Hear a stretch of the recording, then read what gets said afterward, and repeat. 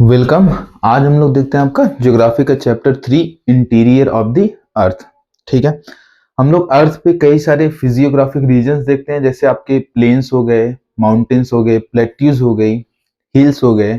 ये सारी physiographic regions आपको अर्थ सरफेस पे देखने को मिल जाती हैं। ठीक है, और इसके बारे में हम इजिली स्टडी भी कर सकते हैं। ये जो फिजियोग्राफिक रीजन्स हैं ये क्या करते हैं, ये ह्यूमन की लाइफ को बहुत ज्यादा अफेक्ट करते हैं। ठीक है, ह्यूमन की लाइफ टोटली फिजियोग्राफिक रीजन्स के द्वारा ही अफेक्ट होती है। जैसे हिल में रहने वाले किसी भी पर्सन का या माउंटेन में रहने वाले किसी पर्सन का जो फूड हैबिट होगा, क्लॉथिंग हैबिट होगा, हाउस टाइप होगा, वो अलग होगा ऐसे पर्सन के कंपैरिजन में जो प्लेन में रहता है। ठीक है, उसकी फूड हैबिटिंग अलग होगी, उसकी क्लॉथिंग हैबिटिंग अलग होगी, उसके हाउस टाइप अलग होंगे। तो ये जो फिजियोग्राफिक रीजन्स बने हुए हैं अर्थ सरफेस पे, जैसे आपकी प्लेन्स बनी है, प्लेट्यूज बने हैं या फिर हिल माउंटेन बने हैं, ठीक है, वो कैसे उनका फॉर्मेशन हुआ है, उस फॉर्मेशन को जानने के लिए हमें अर्थ के इंटीरियर के बारे में भी जानना होगा।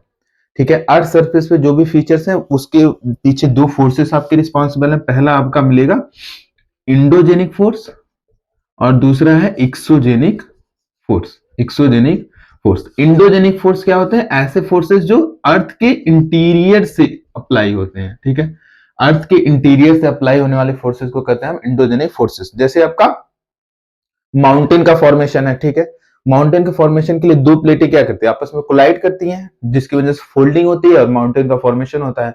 तो कोलाइड करने के लिए फोर्स कहां से आता है, वो अर्थ के इंटीरियर से आता है। ठीक है, बाद में क्या होता है, माउंटेन्स धीरे धीरे इरोड होते चले जाते हैं और माउंटेन की हाइट कम होती चली जाती है। जैसे हमारे यहाँ पे अरावली माउंटेन रेंज है, वो एक बहुत ओल्ड माउंटेन रेंज है, इंडिया का सबसे ओल्डेस्ट माउंटेन रेंज है।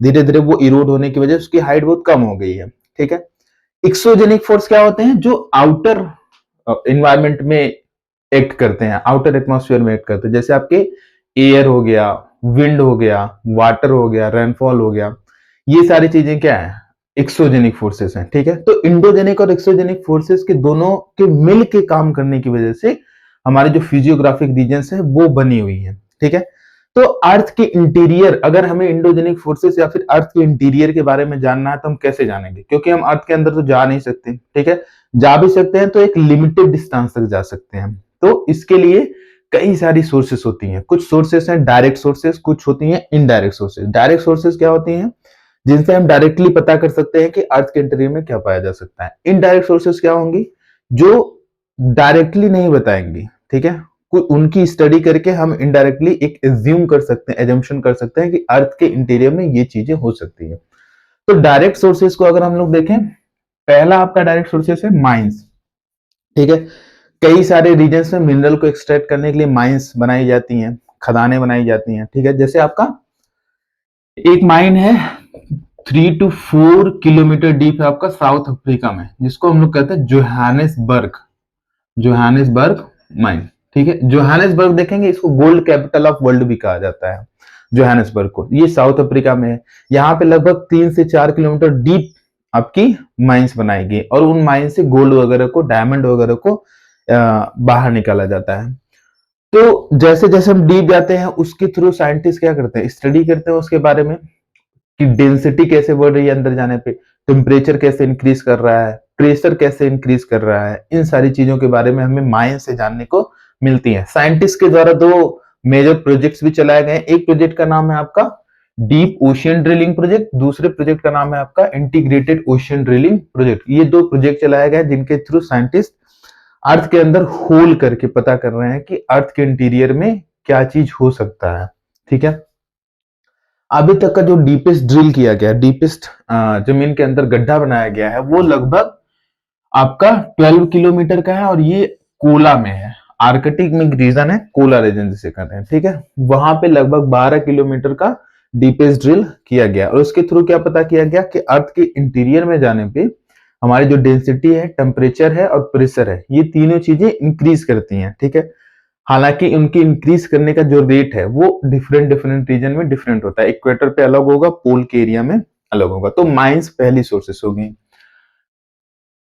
इन डायरेक्ट सोर्सेस में। दूसरी डायरेक्ट सोर्सेस आपकी क्या है, वल्केनिक इरप्शंस। ठीक है, वल्केनोज जो होते हैं वो डायरेक्टली अर्थ के अंदर से आते हैं। ठीक है, अर्थ के अंदर डायरेक्ट से अर्थ के अंदर से बाहर आने की वजह से क्या होता है, ये अर्थ के इंटीरियर में क्या चीजें हैं वो हमें पता चल जाती हैं। ठीक है, जैसे अर्थ के इंटीरियर में जाएंगे टेम्परेचर बढ़ेगा, टेम्परेचर ज्यादा है इसीलिए जो अर्थ के अंदर रॉक है वो मोल्टेन फॉर्म में है, पिघले हुए फॉर्म में है। तो इस ये क्या बता रहा है, मैग्मा आपका क्या बता रहा है, वल्केनो क्या बता रहा है कि अर्थ के अंदर जाने पे टेम्परेचर जो है वो इंक्रीज कर रहा है, इसीलिए वहां पे जो रॉक्स है अर्थ के अंदर वो पिघले हुए हैं जिनको हम मैग्मा कहते हैं। ठीक है, इनडायरेक्ट सोर्सेज में देखेंगे तो आपका पहला है मीटियोर्स। मीटियोर्स आप देखेंगे इनसे हमें इनके मटेरियल और स्ट्रक्चर, जो मीटियोर्स होते हैं, ठीक है, उल्का पिंड हो गए या फिर एस्टेरॉइड्स वगैरह हो गए, ठीक है।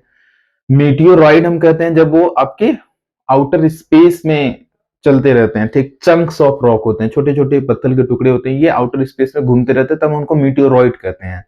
ठीक है, अर्थ पे आ जाते हैं तो इनको मीटियोराइट कहा जाता है। ठीक है, और जब ये अर्थ के एटमॉस्फेयर में एंटर करते हैं तो इनको मीटियोर कहा जाता है।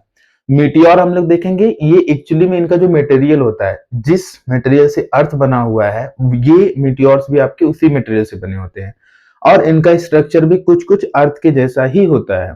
ठीक है, तो डायरेक्टली नहीं, इनडायरेक्टली ये अर्थ के बारे में बताते हैं कि अर्थ कैसे बना होगा या फिर अर्थ के इंटीरियर में क्या क्या चीजें हो सकती हैं। ठीक है, तो पहला इनडायरेक्ट सोर्सेस हो गया आपका मीटियोर। दूसरा होता है आपका ग्रेविटेशनल फोर्स। ग्रेविटेशन फोर्स जो होता है वो आपका पोल्स पे ज्यादा होता है, इक्वेटर पे कम होता है। ठीक है, ऐसा क्यों है, क्योंकि जो इक्वेटर है, इक्वेटर पे बल्जिंग है जबकि पोल्स पे बल्जिंग कम है। पोल क्या है, चपटा है। अगर एग्जैक्टली आप देखें तो पोल हमारी कैसी है, चपटी है। ठीक है, पोल से अर्थ के सेंटर की जो डिस्टेंस है वो पोल से कम कम है और इक्वेटर पे ज्यादा है। ठीक है, अगर हम पोल से देखें अर्थ की डिस्टेंस तो लगभग 43 किलोमीटर कम है, 43 किलोमीटर डिस्टेंस कम है अर्थ के सेंटर से पोल पे, जबकि अर्थ के सेंटर से इक्वेटर पे जाएंगे तो 43 किलोमीटर डिस्टेंस ज्यादा है इक्वेटर पे। ठीक है, यही कारण है कि इक्वेटर पे जो आपकी ग्रेविटेशनल फोर्स है वो कम होती है और आपके पोल्स पे ग्रेविटेशनल फोर्स ज्यादा होती है। तो ये हमें क्या बता रहा है कि पोल से अर्थ की सेंटर की डिस्टेंस कम है और इक्वेटर से सेंटर की डिस्टेंस ज्यादा है। ठीक है, दूसरी चीज क्या होती है, डेंसिटी। डेंसिटी जो होती है, डेंसिटी भी ग्रेविटेशन को अफेक्ट करने का काम करती है। जितनी ज्यादा डेंसिटी होगी उतनी ज्यादा ग्रेविटेशन होगी। अर्थ पे बहुत सारे ऐसे रीजन है जहां पे डेंसिटी बहुत ज्यादा है। ठीक है, उसके बारे में भी करेक्ट रीजन नहीं पता चला है कि एक्चुअली में डेंसिटी वहां पे ज्यादा क्यों है। जैसे कई सारे ओशियानिक एरियाज हैं वहां पे डेंसिटी बहुत ज्यादा है, बहुत सारे लैंड वाले एरिया में देखें वहां पे डेंसिटी बहुत कम है। ठीक है, तो जहां पे डेंसिटी ज्यादा होगी वहां पे भी जी की वैल्यू जो होती है, ग्रेविटेशन की वैल्यू जो होती है वो ज्यादा होती है। ठीक है, एक्सपेक्टेड किया जाता है कि सारे रीजन्स में, अर्थ में जो रीजन्स है वहां पे जी की वैल्यू कहां पे बढ़ेगी या कहां पे घटेगी, लेकिन एक्सपेक्टेड वैल्यू से जब अलग ग्रेविटेशन की जी की वैल्यू आती है तब हम उस प्रोसेस को कहते हैं ग्रेविटी एनोमली। तब उसको कहेंगे आप ग्रेविटी एनोमली। ग्रेविटी में एक्चुअली में क्या आ जा रहा है, जो होना चाहिए उतनी नहीं है, एक्सपेक्टेड वैल्यू ग्रेविटी की उतनी नहीं है, उससे अलग है, तब हम उसको करें ग्रेविटी एनोमली। ठीक है, तो ग्रेविटेशन भी आपके बताती है अर्थ के इंटीरियर के बारे में कि कहां पे मास ज्यादा होगा, कहां पे मास कम होगा। अब यहां से हम इन्फर क्या कर सकते हैं, we can infer that the mass at the pole will be higher then the mass at the equator. Equator पे जो अर्थ की मास होगी वो आपकी कम होगी और पोल पे अर्थ मास जो होगी वो ज्यादा होगी, इसीलिए पोल पे जो आपकी जी की वैल्यू है वो ज्यादा है, इक्वेटर पे जी की वैल्यू कम है। ठीक है, मैग्नेटिक फील्ड देखेंगे। मैग्नेटिक फील्ड कैसे बताएगा भैया, मैग्नेटिक फील्ड कैसे बनता है ये आप एक्चुअली में इलेक्ट्रिक करंट्स के बारे में जब इलेक्ट्रिक करंट का चैप्टर फिजिक्स में पढ़ेंगे तो वहां पे आपको देखने को मिलता है। जब भी कभी आपकी इलेक्ट्रिक करंट फ्लो करती है, ठीक है, जब भी कभी इलेक्ट्रिक करंट फ्लो करेगी तो इसके चारों तरफ आपकी मैग्नेटिक फील्ड्स बनेगी। इसके चारों तरफ क्या बनते हैं, मैग्नेटिक फील्ड्स। ठीक है, अर्थ के एकदम इंटीरियर में जब आप देखेंगे, सबसे इंटीरियर पार्ट को आप कहते हैं कोर। सबसे इंटीरियर पार्ट को कोर कहते हैं, ये आपका सॉलिड फॉर्म में है। कोर का जो आउटर लेयर है जिसे हम आउटर कोर कहते हैं, ये आपका लिक्विड फॉर्म में है। आउटर कोर आपका लिक्विड फॉर्म में है। अब ये बनता है आपका निकल और आयरन से, आयरन को Fe से रिप्रेजेंट करते हैं, निकल और आयरन से। आयरन क्या है, मॉल्टन स्टेट में है, बहुत ज्यादा टेम्परेचर, और वो बहुत तेजी के साथ क्या कर रहा है, रिवॉल्व कर रहा है, बहुत तेजी के साथ उसमें घूम रहा है।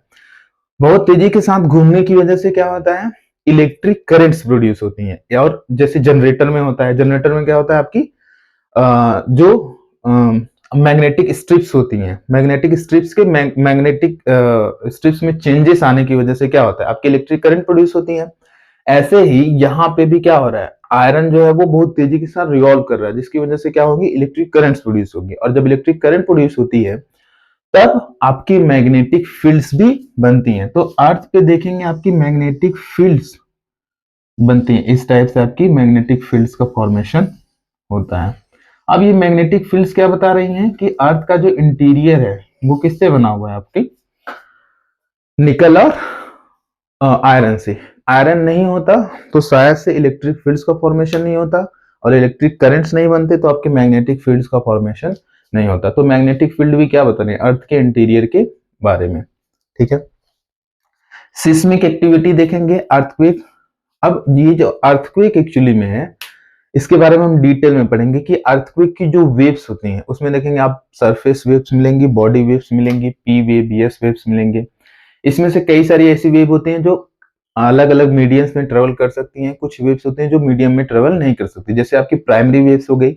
Primary wave can travel in the all medium, solid, all states, solid state, liquid state, gaseous state, तीनों स्टेट में अर्थक्वेक की जो वेव्स है वो ट्रेवल कर सकती हैं, प्राइमरी वेव्स। सेकेंडरी वेव्स केवल सॉलिड स्टेट्स में ट्रेवल कर सकती हैं। ठीक है, तो उससे हमें अर्थ के इंटीरियर के बारे में पता चलता है कि कहाँ पे सॉलिड होगा, कहाँ पे लिक्विड होगा, और कहाँ पे गैसियस स्टेट के फॉर्म में अर्थ होगा। नेक्स्ट हम लोग देखेंगे आपका अर्थक्वेक।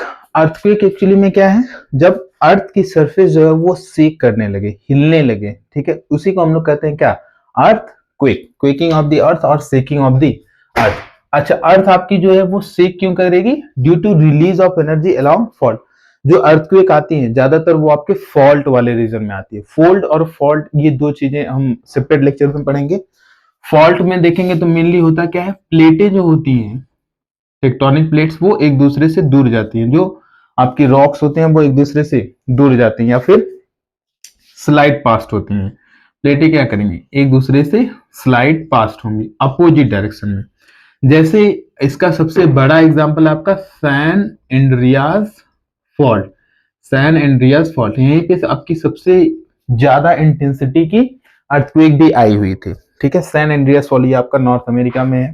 ठीक है, मेनली होगा क्या, जब प्लेटें एक दूसरे से पास होती हैं, ठीक है, तो उनमें बहुत ज्यादा कोलिजन होता है, उसकी वजह से क्या होता है, आपकी वेव्स क्रिएट होती हैं, एनर्जी एनर्जी रिलीज होती है। उस एनर्जी के रिलीज होने की वजह से अर्थ सरफेस में आपका क्या होता है, कंपन होता है, शेकिंग होता है, तो उसी को कहेंगे हम लोग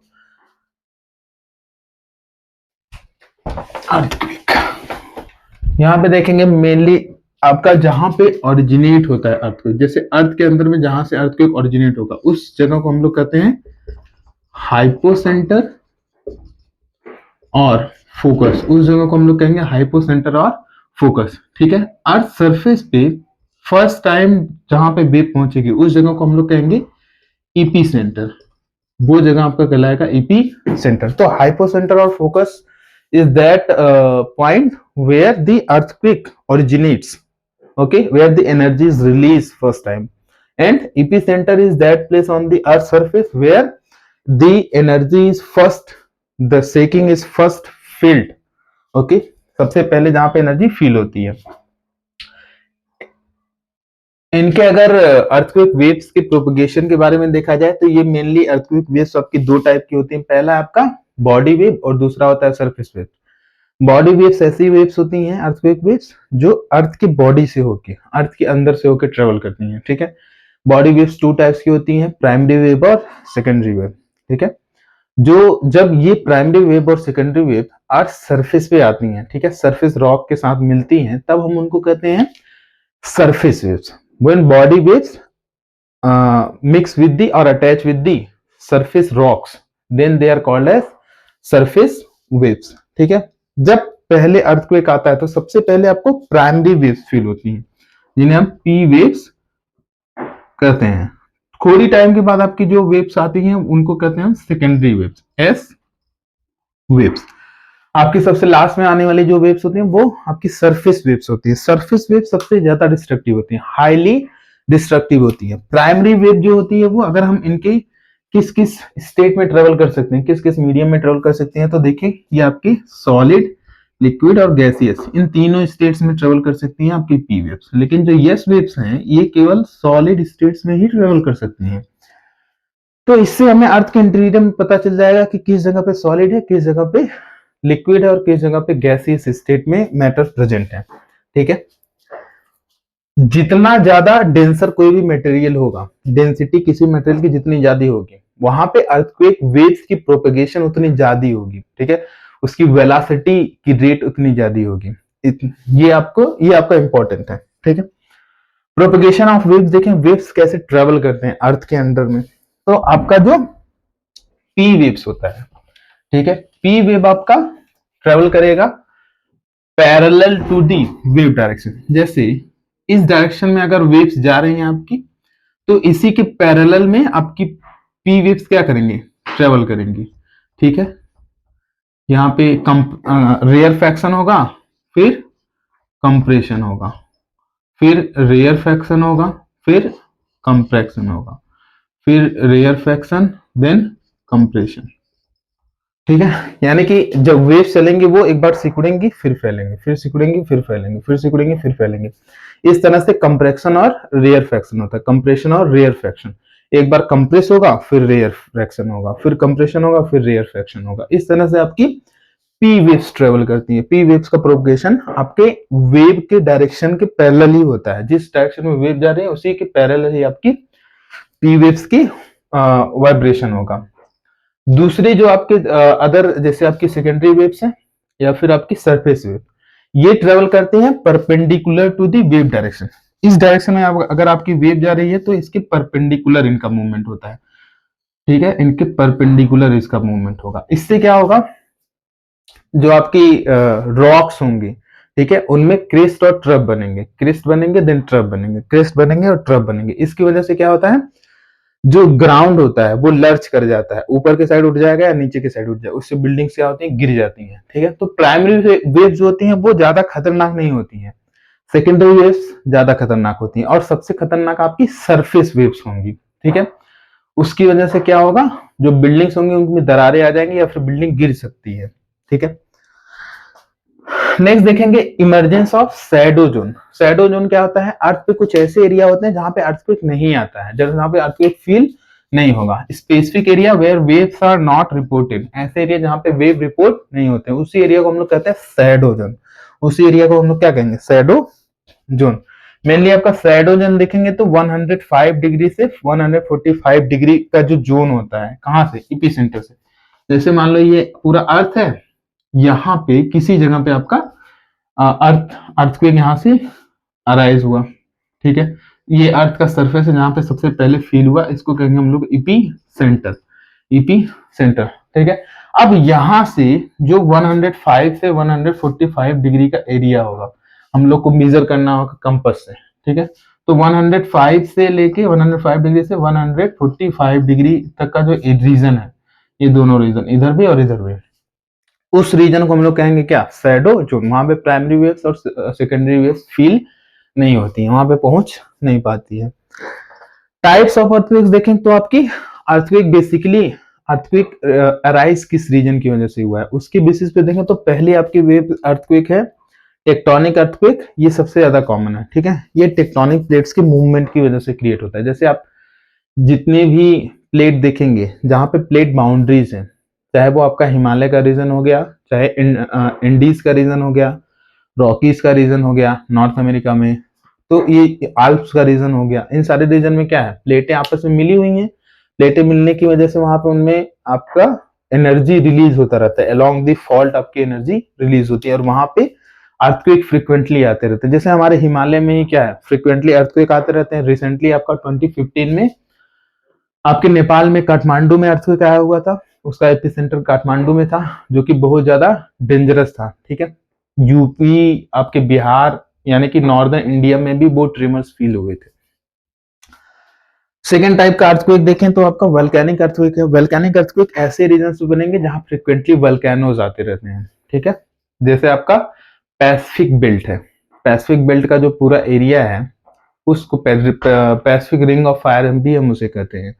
तो वहां पे मेनली क्या होगा, ज्यादातर वल्केनोज आते रहते हैं। वल्केनो फटने की वजह से अर्थ में ट्रिमर्स फील होते हैं, ठीक है। उसको हम लोग कहेंगे वल्केनिक अर्थक्वेक, जब वल्केनोज की वजह से अर्थक्वेक आएंगे। कोलैप्स अर्थक्वेक और ये ज्यादातर आपके माइन रीजन में होते हैं। कोलैप्स अर्थक्वेक क्या मतलब क्या होगा, जैसे माइन से क्या किया हमने, मिनरल्स सारे बाहर निकाल लिए। जब मिनरल्स बाहर निकाल लेंगे तो अर्थ के अंदर में जहां पे माइंस बनाया गया है मिनरल्स निकालने के लिए, वहां पे हॉलो रीजन बन जाएगा, पूरा खोखला रीजन होगा। और उस खोखले रीजन में क्या होगा, पानी वगैरह भरने से वो रीजन कोलैप्स कर जाता है, ढह जाती है, ठीक है। उसके ढहने की वजह से क्या होगा, ढेर सारा जब मिट्टी ढहेगा, कोलैप्स होगा, तो उसकी वजह से कंपन क्रिएट होगा, वाइब्रेशन क्रिएट होगा, और उससे जो अर्थक्वेक आएगी उसे हम लोग कहेंगे कोलैप्स अर्थक्वेक। नेक्स्ट है आपका एक्सप्लोजन अर्थक्वेक। जब किसी एक्सप्लोजन की वजह से अर्थक्वेक आए, जैसे हमारे यहाँ पे परमाणु परीक्षण किए जाते हैं, ठीक है, न्यूक्लियर टेस्टिंग की जाती है। न्यूक्लियर टेस्टिंग की वजह से क्या होता है, बहुत ज्यादा अमाउंट में एनर्जी रिलीज होती है, ठीक है। उसकी वजह से अर्थ जो है वो शेक करने लगता है, भूकंप वगैरह आने लगते हैं। जैसे हमारे यहाँ पे पोखरण में जब परमाणु परीक्षण हुए थे 1999 में, तो ट्रेमर्स वगैरह आए, फील हुए थे, अर्थक्वेक फील हुआ था, ठीक है। आपके पाकिस्तान वाले रीजन में भी फील हुआ था, हमारे इंडिया के रीजन में भी फील हुआ था। तो जब एक्सप्लोजन वगैरह की वजह से अर्थक्वेक आते हैं तब हम उस टाइप के अर्थक्वेक को कहेंगे एक्सप्लोजन अर्थक्वेक्स। अगर अर्थक्वेक को हम लोग देखा जाए कि अर्थक्वेक को मेजर कैसे किया जाता है, तो ज्यादातर आप अर्थक्वेक को मैग्नीट्यूड में या फिर इंटेंसिटी में मेजर करते हैं। इन दोनों के बीच हम बेसिक डिफरेंस को समझते हैं, ठीक है। मैग्नीट्यूड जो होता है वो आपका हमेशा रिक्टर स्केल पे मेजर किया जाता है, जो 0 से 10 नंबर में होता है, 0 से 10 नंबर में। और ये क्या मेजर करता है कि कितनी अमाउंट में एनर्जी रिलीज हुई है, अर्थक्वेक के टाइम में कितनी अमाउंट में एनर्जी बाहर निकली है, उसको मेजर किया जाएगा आपका मैग्नीट्यूड स्केल या फिर रिक्टर स्केल से, ठीक है। इंटेंसिटी स्केल क्या होगा, इसको हम मर्केली स्केल भी कहते हैं, और ये 1 से लेकर 12 नंबर तक होता है। इसमें जो विजिबल डैमेज हुआ है, जो डैमेज हमें दिखाई देता है कि बिल्डिंग गिर गई है, लोग मर गए हैं, पेड़ गिर गया है, जानवर मर गए हैं, ठीक है, तो विजिबल डैमेज जो हमें दिखाई देता है वो डैमेज कितना ज्यादा हुआ, उसको हम मेजर करते हैं आपकी मैग्नीट्यूड या फिर सॉरी इंटेंसिटी या फिर मर्केली स्केल से, ठीक है। तो ये दोनों बेसिक डिफरेंस होते हैं आपके इंटेंसिटी स्केल में और मैग्नीट्यूड स्केल में, ठीक है। इफेक्ट ऑफ अर्थक्वेक हम लोग देखें तो आपकी जो ग्राउंड है वो शेक करती है। ग्राउंड शेक करने की वजह से ऑब्जेक्ट्स वगैरह गिरने लगते हैं, फॉल करने लगते हैं। आप बैठे हुए हैं, टेबल के नीचे बैठे हुए हैं, टेबल के ऊपर छत गिर गई, ठीक है, तो वो सारी चीजें होती हैं। डिफरेंशियल ग्राउंड सेटलमेंट, ग्राउंड जो होता है कहीं ऊपर की साइड उठ जाता है, कहीं नीचे की साइड चला जाता है, धंस जाती है, तो डिफरेंशियल ग्राउंड सेटलमेंट हो जाता है। लैंड एंड मडस्लाइड्स वगैरह होते हैं। सॉइल लिक्विफेक्शन होता है। लिक्विफेक्शन यहाँ पे क्या है, जब सॉइल जो लूज सॉइल है, बहुत सारी जगहों पे सॉइल लूज होती है, जहां सैंडी वगैरह वाला एरिया, वहां पे सॉइल कैसी होती है, एकदम लूज होती है, भुरभुरी होती है। वहां पे क्या होगा, जब अर्थक्वेक आएगी तो सॉइल में आपकी वाटर मिक्स कर जाते हैं, तो सॉइल एक लिक्विड फॉर्म में कन्वर्ट हो जाता है। उसी को हम लोग कहते हैं सॉइल लिक्विफेक्शन। यहाँ पे वर्ड दिया है लिक्विड लिक्विफेक्शन। ग्राउंड लर्चिंग, ग्राउंड जो कहीं पे झुक जाना, कहीं पे उठ जाना, उसको ग्राउंड लर्चिंग कहते हैं। एवालांच वगैरह आ जाते हैं, जब बहुत तेजी के साथ जो आइस है वो आपका तेजी के साथ नीचे की तरफ आपका मूव करने लगे, तो उसी को हम लोग कहेंगे एवालांच। फ्लड्स वगैरह आ जाते हैं, बाढ़ आ जाते हैं। लेवी फेल्योर हो जाता है। लेवी का मतलब होता है नदी का जो किनारा होता है, उसको हम लोग कहते हैं क्या, लेवी।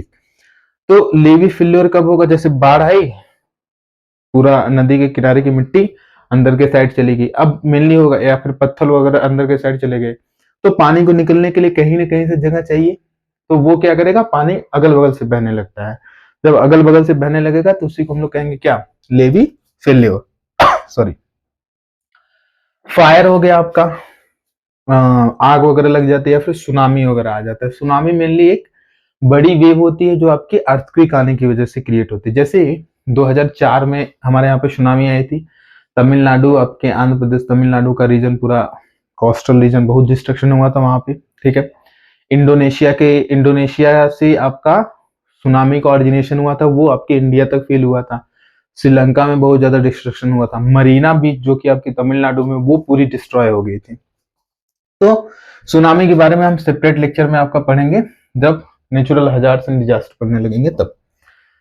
फ्रीक्वेंसी देखें तो जो आपके हाई मैग्नीट्यूड के अर्थक्वेक्स है, जिनकी जिनकी मैग्नीट्यूड कितनी हो, 8+ हो, वो साल में लगभग 1-2 साल में एक बार आते हैं, ठीक है। लेकिन छोटी छोटी जो अर्थक्वेक्स होते रहते हैं, टाइनी अर्थक्वेक्स, वो लगभग हर मिनट में आते रहते हैं, लेकिन हमें फील नहीं होता है, ठीक है। छोटे छोटे अर्थक्वेक हमेशा आते रहते हैं।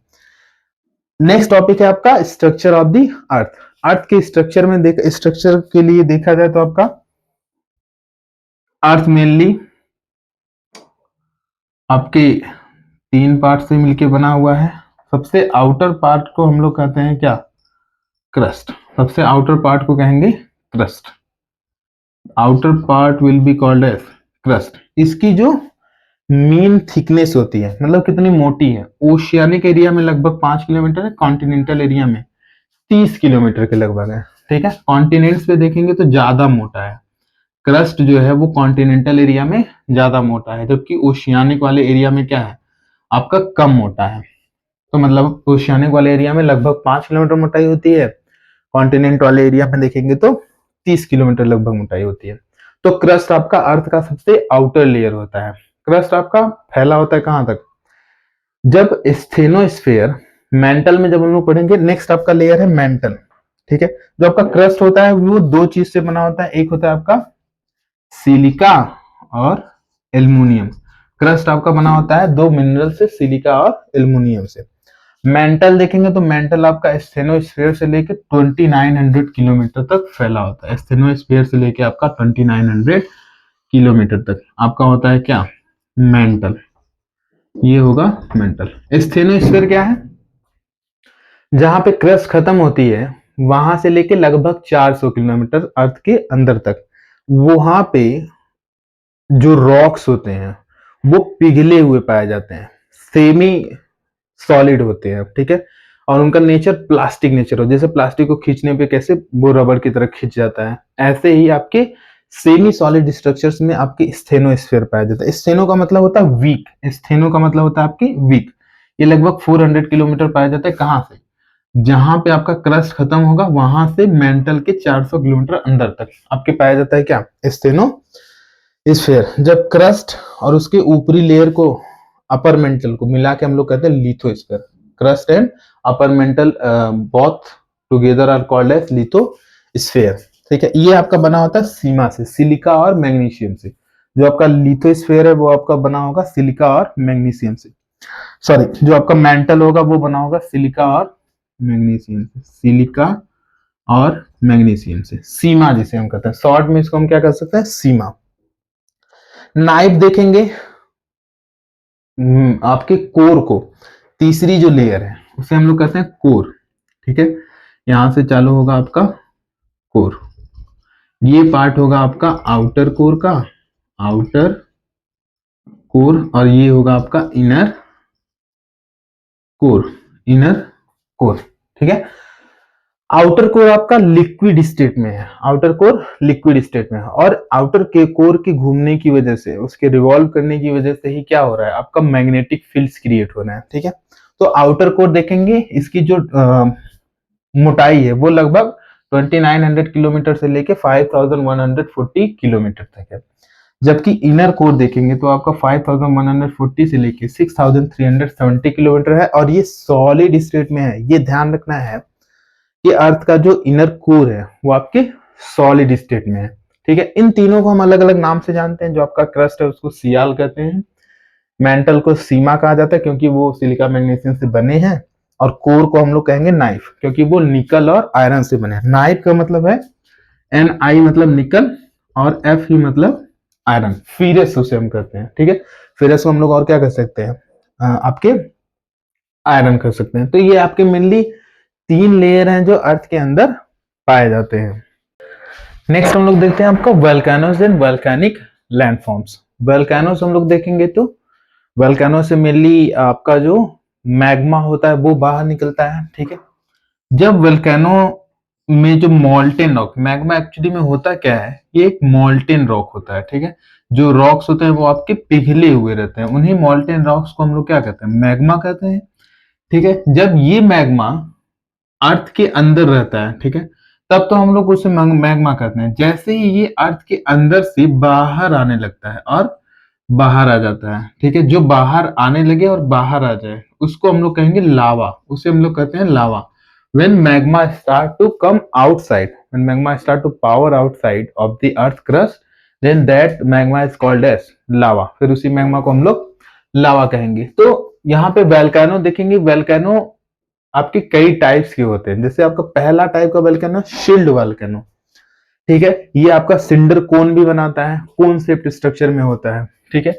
ये सबसे लार्जेस्ट वोल्केनो होता है, जितनी भी आपकी वोल्केनो है उसमें सबसे बड़ी जो टाइप की वोल्केनो है वो है आपकी शील्ड वोल्केनो। ये ज्यादातर आपकी बनी होती है बेसॉल्ट से, शील्ड वोल्केनो आपकी बनी होती है बेसॉल्ट से, ठीक है।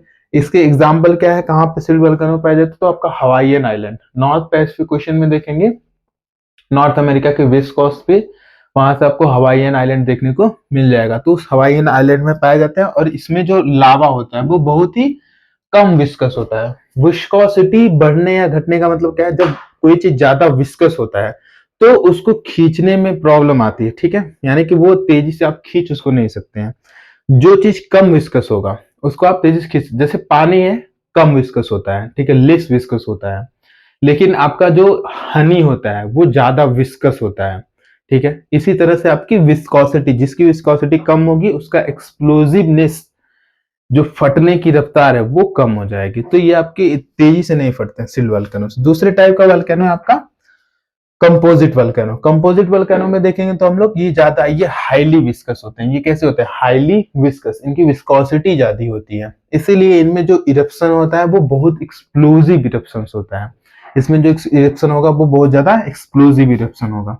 अब मेनली होगा क्या, क्योंकि इनमें विस्कोसिटी क्या है, ज्यादा है, तो जब ये वल्केनो से बाहर निकलेंगे तो साइड साइड में पहले यहाँ पे जमाव चालू होगा, ठीक है। ये ठंडे होंगे, कूल डाउन होंगे और यहाँ पे क्या होंगे, जमते चले जाएंगे, ठीक है। इसकी वजह से क्या होगा, जो यहाँ एरिया है एक माउंटेन टाइप स्ट्रक्चर फॉर्मेशन होगा, ठीक है, माउंटेन टाइप स्ट्रक्चर फॉर्मेशन होगा, उसी को हम लोग कहेंगे कंपोजिट वोल्केनो, ठीक है। थर्ड टाइप का आपका वोल्केनो होता है कैल्डेरा वोल्केनो। इसमें जो ये सबसे ज्यादा मोस्ट एक्सप्लोसिव होता है, ठीक है। कैल्डेरा वोल्केनो कब बनेंगे, जब वोल्केनो क्या हो, वो तेजी के साथ फटे, ठीक है। यहाँ पे वोल्केनो क्या तेजी के साथ फटेगा तो ये जो पूरा पोर्शन है पूरा बाहर के साइड ऐसे बाहर निकल जाता है। बाद में ये पोर्शन क्या होता है, ये पोर्शन कोलैप्स कर जाएगा, ठीक है, और यहाँ पे डिप्रेशन बन जाएगा। ये इस जगह पे पूरा डिप्रेशन टाइप का स्ट्रक्चर बन जाएगा, इस तरह से ये डिप्रेशन बन जाएगा।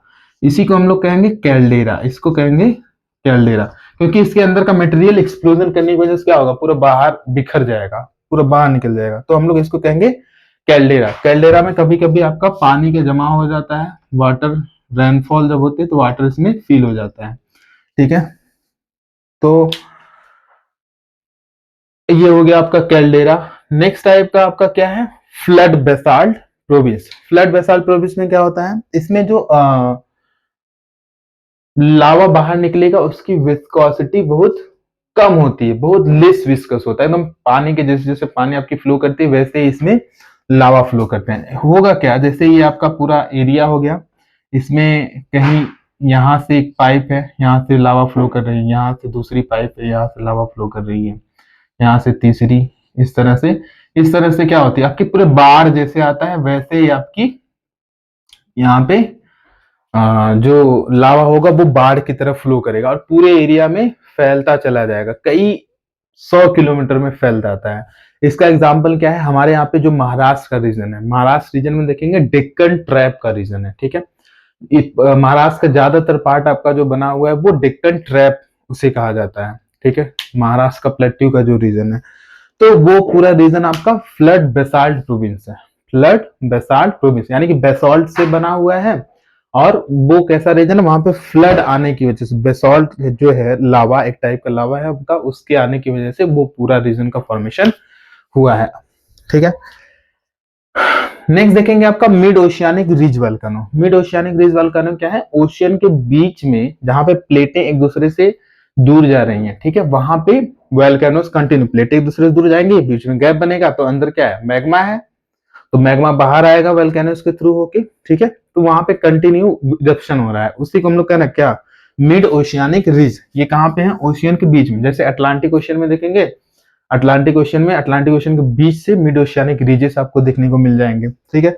मिड ओशियानिक रीजेस जो वल्केनोस हैं, इनकी लगभग टोटल लेंथ देखेंगे पूरे ओशियन में मिला के तो लगभग 70,000 किलोमीटर में फैले हुए हैं। 70,000 किलोमीटर इनकी लंबाई है, ठीक है। नेक्स्ट पढ़ते हैं हम लोग वल्केनिक लैंडफॉर्म्स। वल्केनो के अंदर से लावा निकलने की वजह से जो लैंडफॉर्म बनते हैं उसी को हम लोग कहते हैं वल्केनिक लैंडफॉर्म, उसी को हम लोग कहेंगे आपका वल्केनिक लैंडफॉर्म। अब ये लावा मेनली क्या होगा? या तो अर्थ सरफेस के अंदर ही कूल हो जाएगा या तो सरफेस के बाहर आके कूल होगा। जब अर्थ के अंदर कूल हो जाएगा तब हम लोग कहेंगे इंट्रूसिव लैंडफॉर्म, ठीक है। लावा के अर्थ के अंदर में ही कूल होने की वजह से जो आपके लैंडफॉर्म बनते हैं उनको हम लोग कहेंगे intrusive landform. When lava cool inside the earth's surface, then that type of landform form is called as intrusive landform. And when lava cool outside of the earth surface, then that landform formed by the lava will be called as extrusive landform. Extrusive landforms, ठीक है। यहाँ पे mainly हम लोग जो पढ़ेंगे वो intrusive landform पढ़ेंगे। आपके लावा के कूल होने की वजह से जो टाइप का रॉक बनता है उसको हम लोग क्या कहते हैं? इग्नियस रॉक कहते हैं ना, igneous rock, the type of rock which is formed by the cooling of lava, that rock is called as igneous rock। तो हम लोग यहाँ पे मेनली जो देखने वाले हैं वो देखने वाले हैं जो इंट्रूसिव लैंडफॉर्म्स हैं। इंट्रूसिव लैंडफॉर्म्स के बारे में हम लोग मेनली यहाँ पे देखेंगे। इंट्रूसिव लैंडफॉर्म में आपका पहला होता है बैथोलिथ। इंट्रूसिव फॉर्म्स में देखेंगे, थोड़ा सा यहाँ देख लेते हैं। वोल्केनिक रॉक्स जो होते हैं ये क्या करते हैं? अर्थ सरफेस पे आके कूल होते हैं। और प्लूटोनिक रॉक्स क्या होता है? जब अर्थ क्रस्ट के अंदर ही लावा कूल हो जाए, ठंडी हो जाए, तो उसको कहेंगे प्लूटोनिक रॉक्स। ये कई बार आपके एग्जाम्स वगैरह में भी पूछे जाते हैं कॉम्पिटेटिव से। पहला लैंडफॉर्म है आपका बैथोलिथ। बैथोलिथ देखेंगे, मान लो ये आपका अर्थ का पूरा, यहाँ पे देखेंगे ये अर्थ का आउटर पार्ट है, स्टेनोस्फीयर से लेके क्रस्ट तक का पार्ट है, ठीक है, अर्थ के लिथोस्फीयर का पार्ट है। तो यहाँ पे मेनली होगा क्या? जो लावा का मेन सोर्स होता है, लावा के मेन सोर्स को ही हम लोग क्या कहेंगे? बैथोलिथ। लावा के मेन सोर्स को ही हम लोग कहेंगे batholith. Main source of lava will be called as batholith. ये क्या होता है? Cooled portion of magma chambers. ये क्या है? पूरा मैग्मा का चैम्बर है, यहाँ यहीं से मैग्मा बाहर निकलेगा, अर्थ से बाहर निकलेगा। तो जब ये कूल हो जाए, अपने अंदर ही ये ठंडे हो जाए, तो इनको कहेंगे हम लोग बैथोलिथ। नेक्स्ट टाइप का आपका लैंडफॉर्म है लैकोलिथ, ठीक है। लैकोलिथ देखेंगे तो ये आपके dome shaped with level base and connected by pipe like conduit. अब क्या होगा? ये बैथोलिथ से कनेक्टेड होते हैं, ठीक है, ऐसे कनेक्टेड होंगे। और ये इनका जो शेप होता है वो कैसा होता है? डोम शेप्ड होता है, इस टाइप से बने होंगे, डोम शेप्ड। ये आपके डोम शेप्ड होंगे। और इनका जो बेस होगा वो कैसा होगा? लेवल बेस होगा। बेस जो होगा वो लेवल होगा, ठीक है। और ये पाइप से कनेक्टेड होते हैं, किससे? बैथोलिथ से। ये सोर्स ऑफ मैग्मा चैम्बर है, ठीक है, यहीं से पाइप से कनेक्टेड होते हैं। इसको हम लोग कहेंगे आपके लैकोलिथ। इसको कहा जाएगा लैकोलिथ। ये हो गया आपका लैकोलिथ। नेक्स्ट थर्ड है आपका लैपोलिथ। लैपोलिथ कैसा होता है? सॉसर शेप्ड होगा। लैपोलिथ कैसा होगा? ये आपका लैकोलिथ था, लैपोलिथ जो है वो आपका सॉसर शेप्ड होगा, इस टाइप से, सॉसर शेप्ड। ये होगा आपका लैपोलिथ। थोड़ा थोड़ा डिफरेंस है, बस आपको याद रखना है, ठीक है। जैसे आप लैपोलिथ में क्या देखेंगे? जैसे गोंद होती है, लैप होता है, ठीक है, जिसमें बच्चे वगैरह खिलाते हैं, लैप उसे हम कहते हैं। तो लैप से हम लोग याद कर सकते हैं क्या? लैपोलिथ। लैप देखेंगे आपका सॉसर शेप्ड है, उसको हम लोग कर सकते हैं लैपोलिथ कह सकते हैं, ठीक है। फोर्थ टाइप का है आपका फैकोलिथ।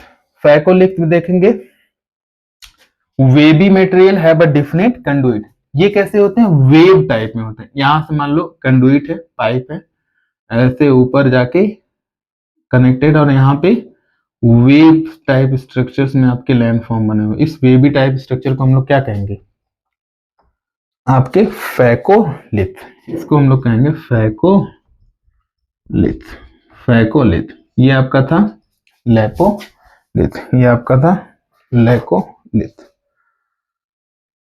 ठीक है, तो आपके मेनली लैकोलिथ, हम लोग कहेंगे लैकोलिथ।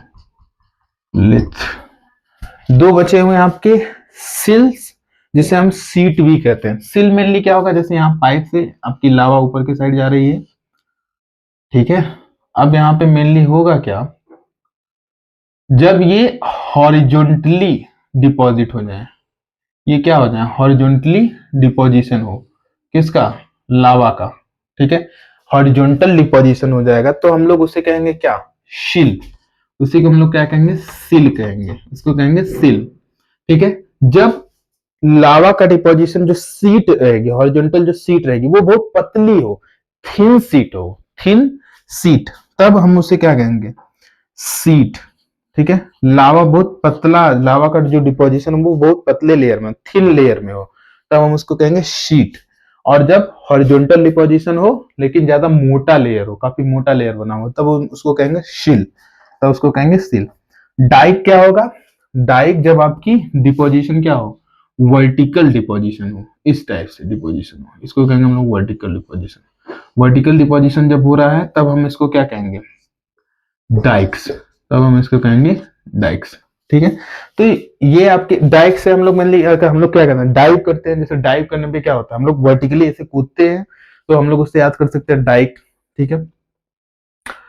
तो ये आपके कुछ वोल्केनिक लैंडफॉर्म्स हैं जो वोल्केनो की वजह से बनते हैं। ये वोल्केनिक इंट्रूसिव लैंडफॉर्म है, ये लावा के अंदर ठंडा हो जाने की वजह से बनते हैं। अब ये बाहर कब दिखाई देंगे? जब कंटिन्यूअसली लैंड का क्या इरोजन हो, लैंड का कंटिन्यूअस इरोजन होगा तो इस टाइप के रॉक आपको देखने को मिल जाएंगे। इग्नियस रॉक जो बनता है लावा की वजह से, वो ज्यादातर आपके ग्रेनाइट्स होते हैं, ठीक है। ग्रेनाइट आपको देखने को मिल जाएंगे। तो ये आपके कुछ वोल्केनिक लैंडफॉर्म्स थे। इसी के साथ आपका चैप्टर ओवर।